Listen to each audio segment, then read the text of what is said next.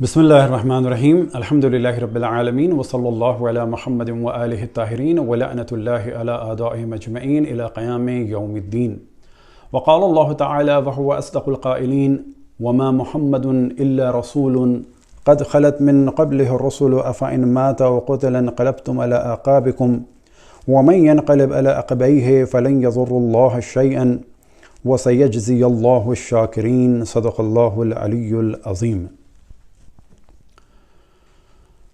خداوند تبارک و تعالیٰ سے دعا ہے کہ تمام مسلمانوں کو محبت اور اتفاق اور اتحاد کے ساتھ رہنے کی توفیق عطا فرمائے، اور ایک دوسرے کو اگر دعوت دینی ہو تو حکمت کے ساتھ اور دلائل کے ساتھ دعوت دینے کی توفیق عطا فرمائے۔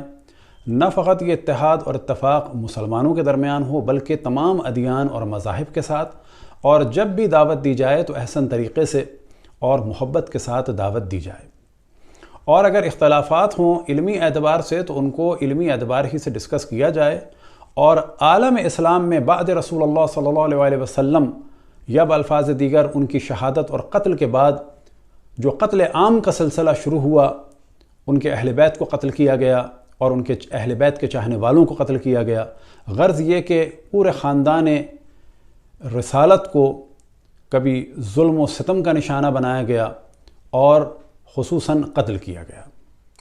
تو یہ جو قتل عام کا سلسلہ شروع ہوا یہ آج تک جاری ہے، یہ سلسلہ رکنا چاہیے، تہمتوں کا بازار ختم ہونا چاہیے اور علمی اعتبار سے گفتگو ہونی چاہیے۔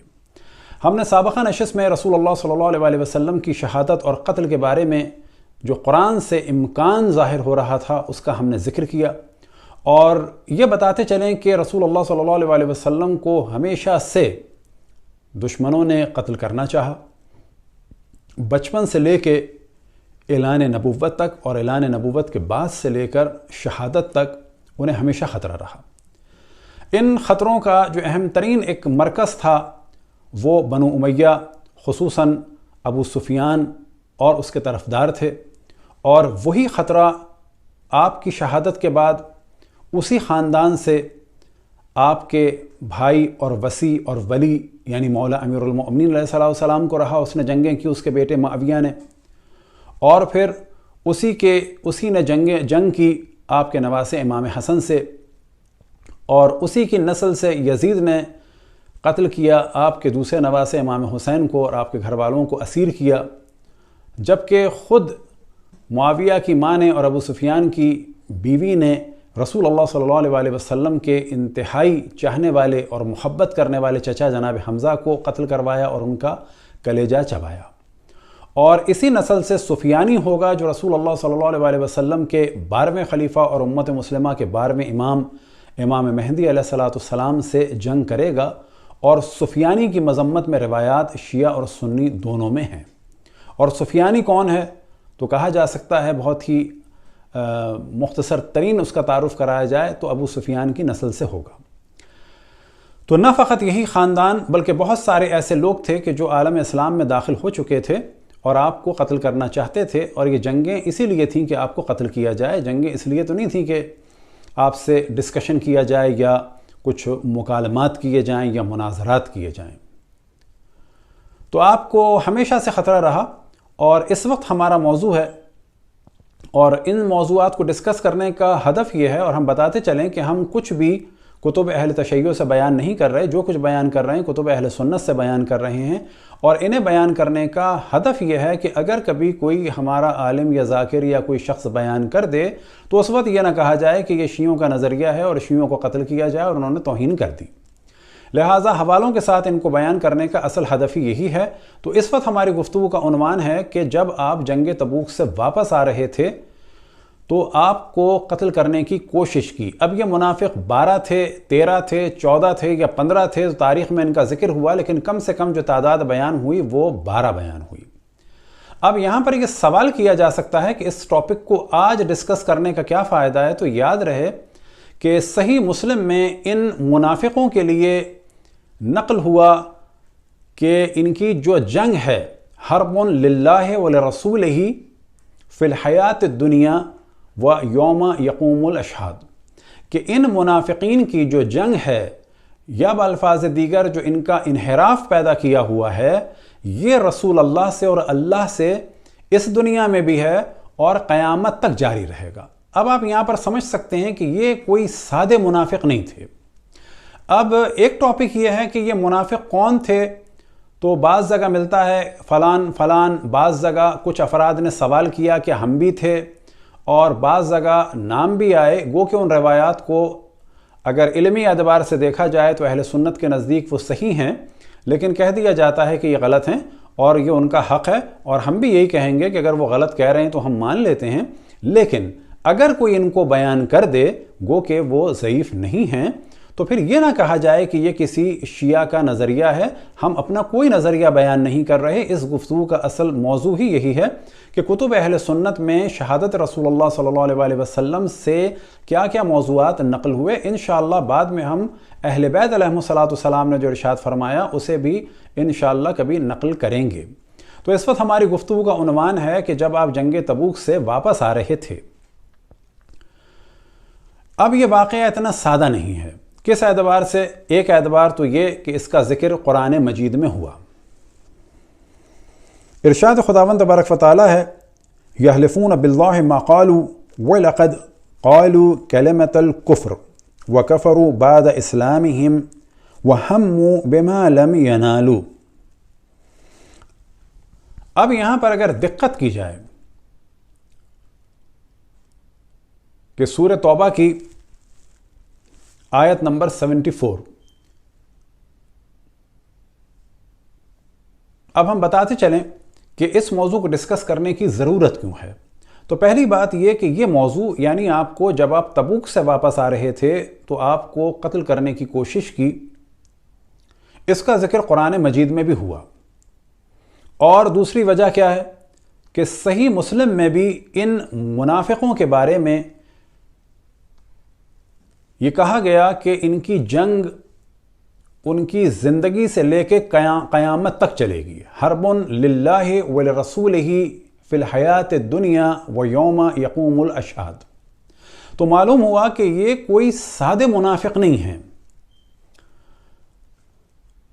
یہ کوئی عام منافق نہیں ہیں، بلکہ یہ ایسے منافق ہیں کہ جن کا اثر اور جن کا فتنہ اس زمانے سے لے کے آج تک اور آج سے لے کر قیامت تک باقی ہے اور جاری ہے اور ساری ہے۔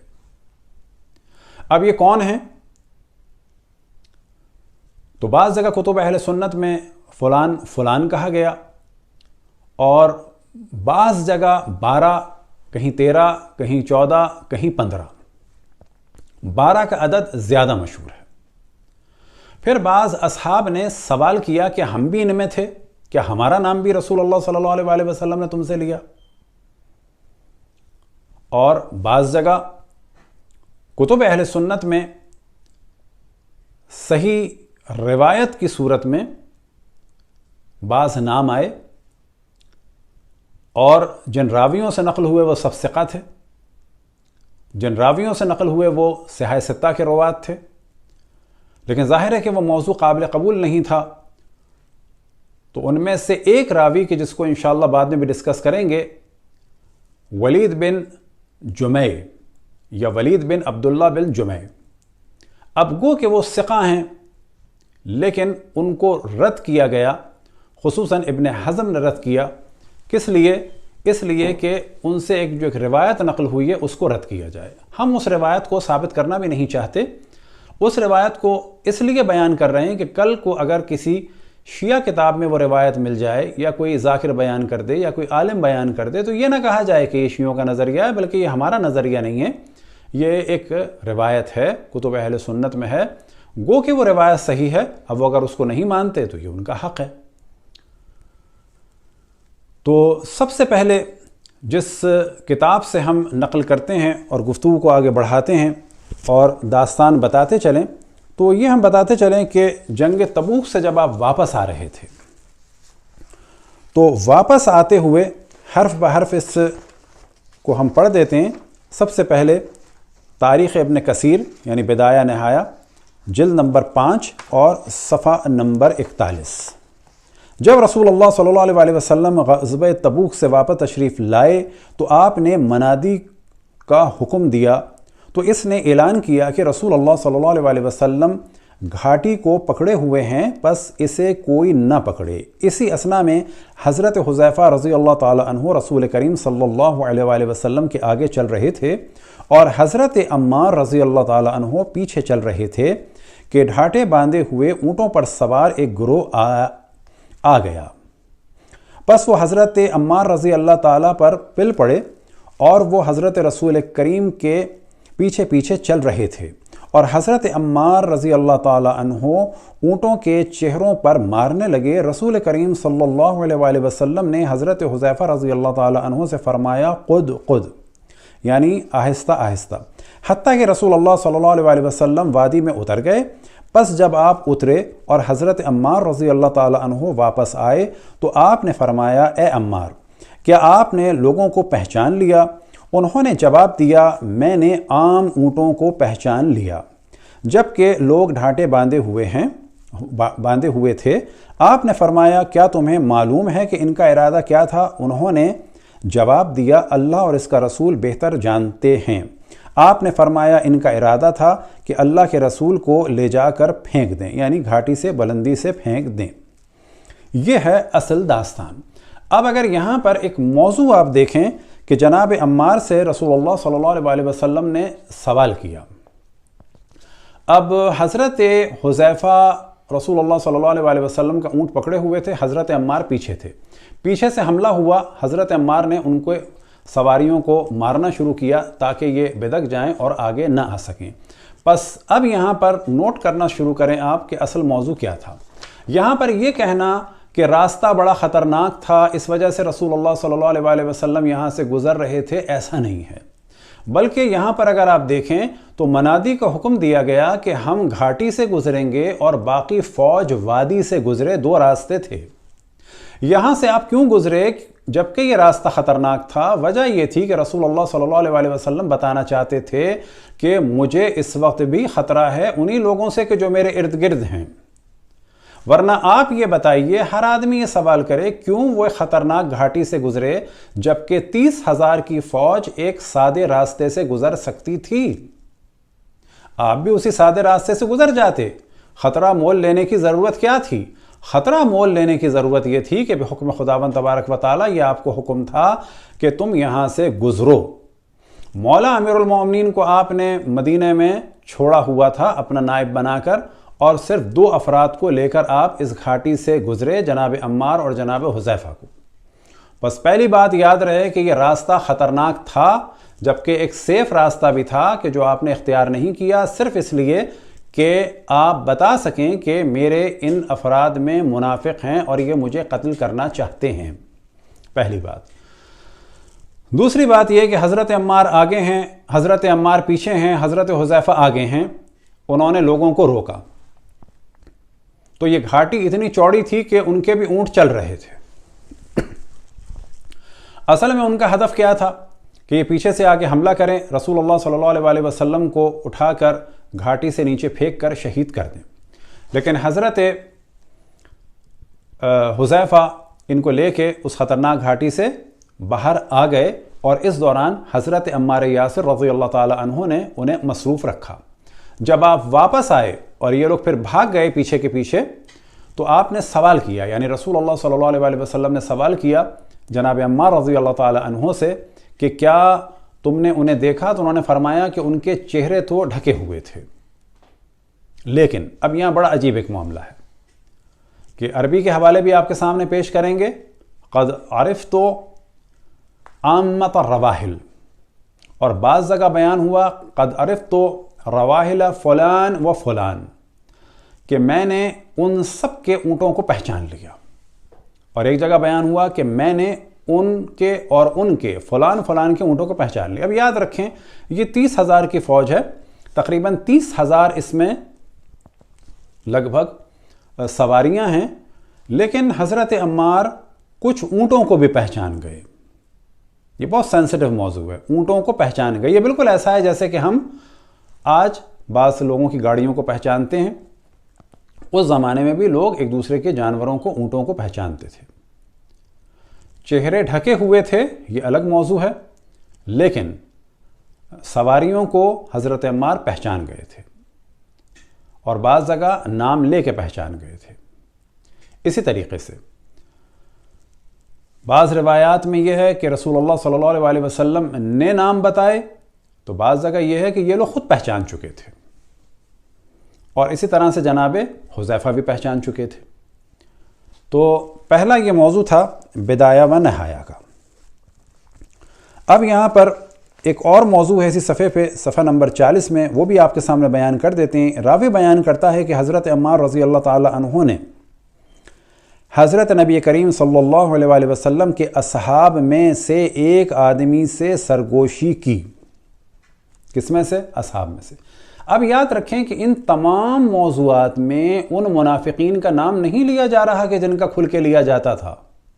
اگر یہ وہ ہوتے تو ان کا نام لیا جاتا، یہ وہ نہیں ہیں، ان کے علاوہ ہیں کچھ، اور یہ بات بہت کلیئر ہو جاتی ہے۔ ابن سلول وغیرہ نہیں ہیں، وہ منافق تھے نچلے درجے کے۔ یہ وہ منافق ہیں کہ جن کا ذکر سورہ توبہ میں ہوا، وَمِمَّنْ حَوْلَكُمْ مِنَ الْأَعْرَابِ مُنَافِقُونَ، کہ اے میرے حبیب تمہارے ارد گرد جو بدو ہیں ان میں منافق ہیں۔ وَمِنْ أَهْلِ الْمَدِينَةِ مَرَضُوا عَلَى النِّفَاقِ، اور اہل مدینہ میں سے ایسے ہیں کہ جو نفاق میں شدید ہیں۔ تو یہ وہ افراد تھے جو نفاق میں شدید تھے، لیکن ان کے نام عموماً ان روایات میں بیان نہیں ہوئے۔ پس معلوم ہوا کہ ان کے ناموں کو چھپانے کا ہدف یہ ہے کہ یہ وہ مشہور منافق نہیں ہیں کہ ان پہ ڈال دیا جائے۔ ان منافقین کے علاوہ یہ ایک چھپے ہوئے شدید منافق ہیں۔ تو حضرت نبی کریم صلی اللہ علیہ وسلم کے اصحاب میں سے ایک آدمی سے سرگوشی کی، تو اس نے کہا میں آپ کو اللہ کا واسطہ دے کر پوچھتا ہوں کہ تمہارے علم میں گھاٹی والے کتنے آدمی تھے؟ انہوں نے جواب دیا 14 آدمی تھے۔ اس نے کہا اگر میں بھی ان میں شامل ہوں تو وہ 15 تھے۔ راوی بیان کرتا ہے کہ ان میں سے 3 آدمیوں نے رسول اللہ صلی اللہ علیہ وسلم سے عذر کیا کہ ہم نے اللہ کے رسول کے منادی کو نہیں سنا تھا۔ کیا نہیں سنا تھا؟ کہ آپ نے فرمایا تھا کہ کوئی بھی اس گھاٹی سے نہ آئے، یعنی اس گھاٹی سے میں آؤں گا اور تم لوگ صاف راستے سے آؤ۔ تو وہ کہتے ہیں ہم نے نہیں سنا تھا، اور نہ ہی ہمیں ان لوگوں کے ارادے کا علم تھا۔ اب جبکہ ان 3 افراد کی ذمہ داری یہ تھی کہ یہ ان 12 پر بھی حملہ کرتے جو کہ انہوں نے نہیں کیا، یا اب کہا جا سکتا ہے کہ یہ 3 ان 12 کو پہچانتے، اور خصوصاً کب کہ چلیں اب تک تو ان کو نہیں پتا تھا، لیکن ان 3 کو سوچنا چاہیے تھا کہ یہ 12 کیوں چہرہ چھپائے ہوئے ہیں۔ اور جب انہوں نے دیکھ لیا کہ یہ 12 لوگ آگے بڑھ کر، فرض کی بات یہ ہے کہ یہ 3 ان میں سے نہیں تھے، تو یہ 12 آگے بڑھ کر حضرت عمار پہ حملہ کر رہے ہیں۔ حضرت عمار جو ہیں وہ اونٹوں کے چہروں کو مار کے ان کو روک رہے ہیں تاکہ رسول اللہ صلی اللہ علیہ وسلم آگے ساتھ خیریت کے اس خطرناک حصے سے گزر جائیں۔ تو بعد میں ان 3 افراد نے کیوں نہیں پوچھا کہ تم لوگ کون ہو، کیا ہو، کیوں کر رہے تھے؟ یا جب انہوں نے دیکھا تو یہ 3 اٹھ کے ان 12 کو مارنا شروع کرتے، 2-4 کو تو گھاٹی سے پھینکتے۔ تو کہتے ہیں منادی کو نہیں سنا، اور نہ ہی ہمیں ان لوگوں کے ارادے کا علم تھا۔ بڑی عجیب بات ہے، بعد میں بھی علم نہیں ہوا ہے سب کچھ دیکھ کے۔ حضرت عمار رضی اللہ تعالیٰ عنہ فرماتے ہیں کہ میں گواہی دیتا ہوں کہ ان میں سے 12 آدمی اللہ اور اس کے رسول سے دنیاوی زندگی میں اور جس روز گواہ کھڑے ہوں گے تک لڑتے رہیں گے۔ یعنی ان میں سے 12 آدمی جو ہیں مردوا علی النفاق، اتنے شدید منافق ہیں کہ یہ رسول اللہ صلی اللہ علیہ وسلم سے اور اللہ سے اس زندگی میں بھی لڑتے رہیں گے، یہاں تک کہ قیامت تک لڑتے رہیں گے۔ کیا مراد؟ کہ ان کا انحراف جو ہے وہ ابن سلول جیسا یا باقی منافقوں جیسا نہیں تھا کہ جو ختم ہو گیا۔ ان کا انحراف، ان کا ظلم، خصوصاً رسول آل رسول کے خلاف ان کی سازشیں اس دن سے چلی ہیں تو اب تک چلتی رہیں گی، یہاں تک کہ قیامت آ جائے گی۔ اور روز محشر بھی ان کا نفاق کھل کے آئے گا، اور روز محشر بھی وہ شرمندہ نہیں ہوں گے بلکہ رسول اللہ صلی اللہ علیہ وسلم سے، بلکہ سب سے پہلے اللہ سبحانہ و تعالیٰ سے لڑتے رہیں گے۔ اب ان افراد کو اتنا سادہ نہیں لیا جا سکتا، ان کے اثرات ہیں عالم اسلام پر اور اتنے شدید ہیں کہ یہ چلتے رہیں گے۔ اسی موضوع کو اب ہم بیان کرتے ہیں آپ کے سامنے مسند احمد ابن حنبل سے، جلد نمبر 10 اور صفحہ نمبر ہے 954۔ اب یہاں پر اصل روایت کو شروع کرتے ہیں۔ حضرت ابو طفیل سے مروی ہے کہ نبی علیہ السلام جب غزوہ تبوک سے واپس آ رہے تھے تو راستے میں منادی کا حکم دیا۔ اس نے اعلان کیا کہ نبی علیہ السلام نے گھاٹی کا راستہ اختیار کیا ہے، اس راستے پر کوئی نہ جائے۔ نبی علیہ السلام کے آگے حضرت حذیفہ اور پیچھے حضرت عمار تھے کہ اچانک کچھ سواریوں پر ڈھانٹا باندھے ہوئے لوگوں کا ایک گروہ سامنے آ گیا جنہوں نے حضرت عمار کو گھیر لیا۔ اب ظاہر سی بات ہے کہ حضرت عمار کیونکہ پیچھے تھے، یعنی پیچھے سے آ گئے۔ آ گیا سامنے سے مراد یہ کہ نمودار ہوئے کہیں سے۔ حضرت عمار پیچھے تھے، وہ ان سواریوں کے چہروں پر مارنے لگے۔ نبی علیہ السلام نے خطرے کا احساس ہوتے ہی حضرت حذیفہ سے سواری روکنے کے لیے کہا اور نیچے اتر آئے، اور پھر نبی اس گھاٹی سے اترنے لگے۔ اسی دوران حضرت عمار بھی واپس آئے۔ نبی علیہ السلام نے ان سے پوچھا، عمار کیا تم ان لوگوں کو پہچان سکے ہو؟ انہوں نے عرض کیا، اکثر سواریوں کو تو میں پہچان لیا ہوں۔ یہ ترجمہ ہے قد عرفت عامۃ الرواحل، یعنی عموماً میں ان کو پہچان چکا ہوں، لیکن لوگوں نے اپنے چہروں پر ڈھانٹے باندھے ہوئے تھے۔ نبی علیہ السلام نے فرمایا کہ کیا تمہیں ان کا ارادہ معلوم ہے؟ انہوں نے عرض کیا کہ اللہ اور اس کے رسول ہی بہتر جانتے ہیں۔ نبی علیہ السلام نے فرمایا ان کا ارادہ یہ تھا کہ وہ نبی کو لے جائیں اور اوپر سے نیچے ڈھکیل دیں۔ پھر حضرت عمار نے نبی کے ایک صحابی کو سخت سست کہا کہ میں آپ کو اللہ کی قسم دے کر پوچھتا ہوں، کیا آپ کو معلوم ہے کہ اس گھاٹی میں کتنے آدمی تھے؟ اس نے کہا 14۔ یہ وہی پوری پچھلی والی روایت ہے کہ جو پہلے بھی آپ کے سامنے پڑھی۔ اب یہاں پر واقعہ یہاں پہ ختم نہیں ہوتا۔ ولید کہتے ہیں کہ حضرت ابو طفیل نے اسی غزوے سے متعلق بتایا کہ نبی نے جب پانی کی قلت کا علم ہوا تو لوگوں سے فرمایا تھا اور منادی نے یہ اعلان کیا تھا کہ نبی سے پہلے کوئی شخص پانی پر نہ جائے، لیکن نبی علیہ السلام جب وہاں پہنچے تو کچھ لوگوں کو وہاں موجود پایا جو ان سے پہلے وہاں پہنچ گئے تھے۔ اس دن نبی نے انہیں لعنت ملامت کی۔ اب معلوم ہوا کہ غزوہ تبوک کے واپسی میں ایک واقعہ تو ہوا کہ جس میں کم از کم 12 ورنہ 13 یا 14 یا 15 منافق تھے جو آپ کو شہید کرنا چاہتے تھے، اور جب دوبارہ منادی دی گئی کیونکہ پانی کی قلت تھی، ایک پتھر سے، ایک پہاڑی کے ایک حصے سے تھوڑا سا پانی نکلتا تھا کہ جو صرف 2-3 افراد پی سکتے تھے۔ رسول اللہ صلی اللہ علیہ وسلم نے منع فرمایا تھا کوئی وہاں پر پہلے نہ پہنچے، پھر آپ نے وہاں جا کے معجزہ دکھایا اور پانی نکلا۔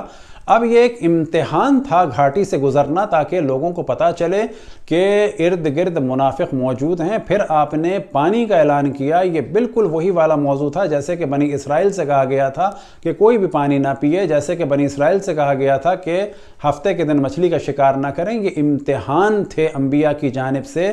بالکل ایسے ہی رسول اللہ صلی اللہ علیہ وسلم نے واضح ارشاد فرمایا تھا کہ کوئی بھی پہلے وہاں پر نہ پہنچے اور پانی نہ پیے، لیکن اس کے بعد بھی کچھ لوگ وہاں پہنچ گئے کہ جو بعض روایات آپ کے سامنے بیان کریں گے کہ وہاں پر بھی یہی کہا گیا کہ فلان و فلان و فلان وہاں پر پہنچ گئے، لیکن رسول اللہ صلی اللہ علیہ وسلم نے ان پر لعنت بھیجی۔ اب آپ کے سامنے مسند احمد ابن حنبل جلد نمبر 17 اور حدیث نمبر 23672، اور اسی حدیث کے لیے نیچے لکھا ہوا ہے اسنادہ صحیح۔ اسی موضوع کو اب دیکھتے ہیں کہ صحیح مسلم میں کس طرح سے بیان کیا گیا ہے۔ صحیح مسلم ترجمہ علامہ وحید الزمان صاحب، جلد نمبر 6 اور صفحہ نمبر 348۔ یہاں پر اس موضوع کو بیان کریں تاکہ اور پتہ چلے کہ یہ منافق کون ہو سکتے ہیں۔ روایت ہے، قیس سے روایت ہے، میں نے عمار یاسر سے پوچھا۔ عمار بن یاسر جنگ صفین میں حضرت علی کی طرف تھے۔ اب یہ ہے بریکٹ میں۔ اب یہ ذہن میں رہے کہ رسول اللہ صلی اللہ علیہ وسلم ارشاد فرما چکے تھے معاویہ اور اس کے طرفداروں کے بارے میں، اور جناب عمار کو بشارت دی تھی تقتلوکا فیتن باغیتن، کہ اے عمار تمہیں ایک باغی گروہ قتل کرے گا، تم جنت کی جانب بلا رہے ہوگے، وہ تمہیں جہنم کی جانب بلا رہا ہوگا۔ تو یہاں پر ترجمہ کرنے والے بھی اس چیز کو بہت واضح لکھ رہے ہیں، عمار بن یاسر جنگ صفین میں حضرت علی کی طرف تھے۔ اب سوال کیا ہے جناب قیس کا؟ قیس سے روایت ہے کہ میں نے عمار بن یاسر سے پوچھا، تم نے جو حضرت علی کے مقدمے میں یعنی ان کا ساتھ دیا لڑے معاویہ سے، یہ تمہاری رائے ہے یا تم سے رسول اللہ نے اس بات میں کچھ فرمایا تھا؟ عمار نے کہا رسول اللہ صلی اللہ علیہ وسلم نے ہم سے کوئی بات ایسی نہیں فرمائی جو عام لوگوں سے نہ فرمائی ہو۔ اب یہ بات کون سی ہو سکتی ہے؟ اہل بیت کے فضائل عام لوگوں کے سامنے بھی بیان کیے، جناب عمار سے بھی بیان کیے، اسی وجہ سے جناب عمار نے معاویہ کے مقابلے میں مولا امیر المومنین کا ساتھ دیا۔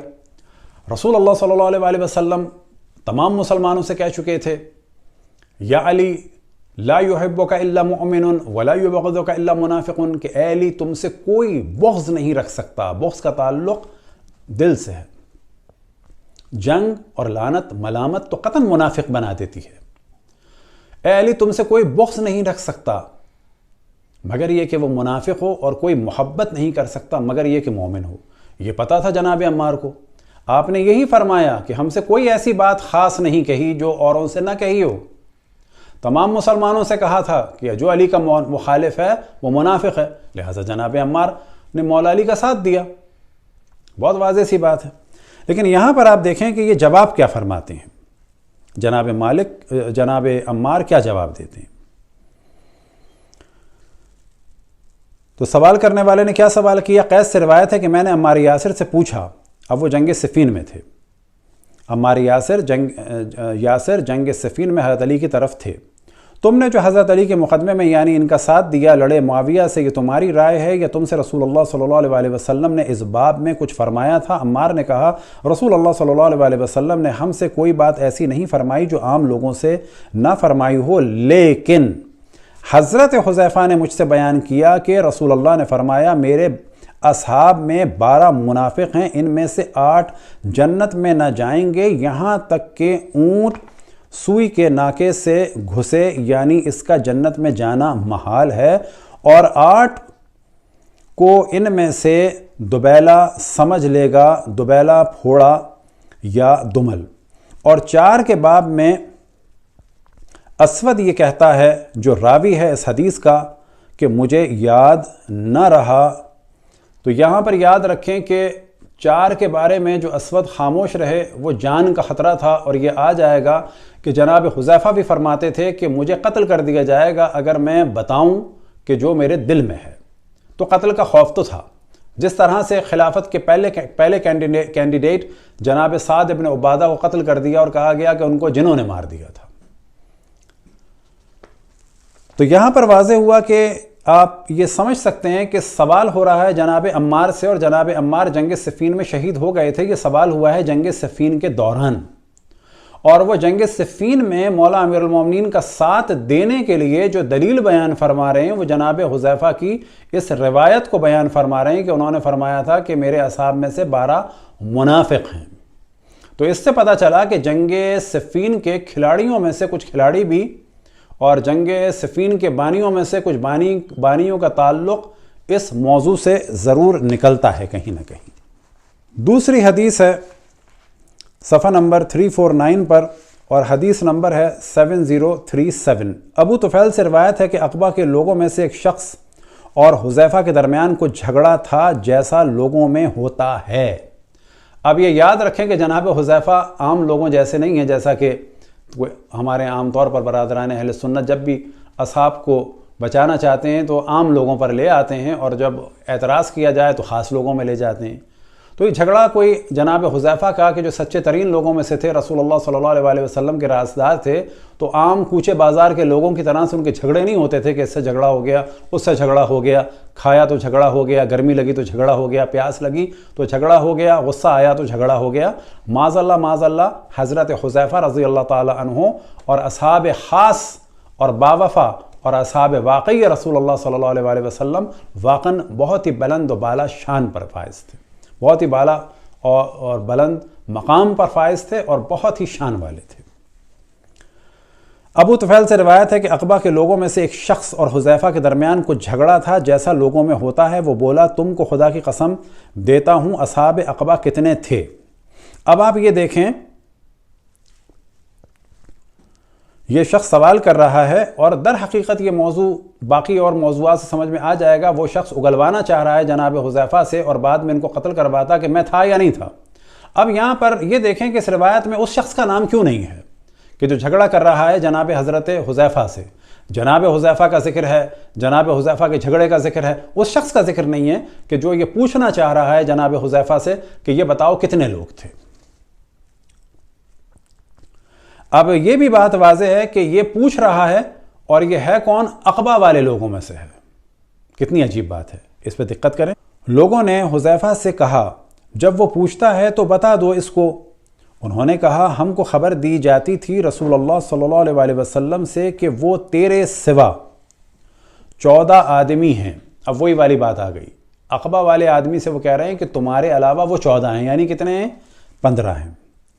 اگر تو ان میں سے ہے تو وہ 15 ہیں، اور میں قسمیہ کہتا ہوں کہ ان میں سے 12 تو خدا اور رسول کے دنیا اور آخرت میں دشمن ہیں، اور باقی تینوں نے یہ عذر کیا کہ جب ان سے پوچھا گیا اور ملامت کی گئی کہ ہم نے تو رسول اللہ صلی اللہ علیہ وآلہ وسلم کے منادی کی کہ عقبہ کے راستے نہ آؤ کی آواز بھی نہیں سنی اور نہ اس قوم کے ارادے کی ہم خبر رکھتے تھے۔ اس وقت پیغمبر خدا سنگستان میں تھے، پھر چلے اور فرمایا کہ اگلے پڑاؤ میں تھوڑا پانی ہے تو مجھ سے پہلے کوئی آدمی پانی پر نہ جاوے۔ جب آپ تشریف لے آئے تو کچھ منافق وہاں پہنچ چکے تھے، ان میں سے پہنچ چکے تھے، آپ نے ان پر اس دن لعنت فرمائی۔ اب یہ منافق پہنچ چکے تھے، ان کا بھی نام نہیں لیا جا رہا۔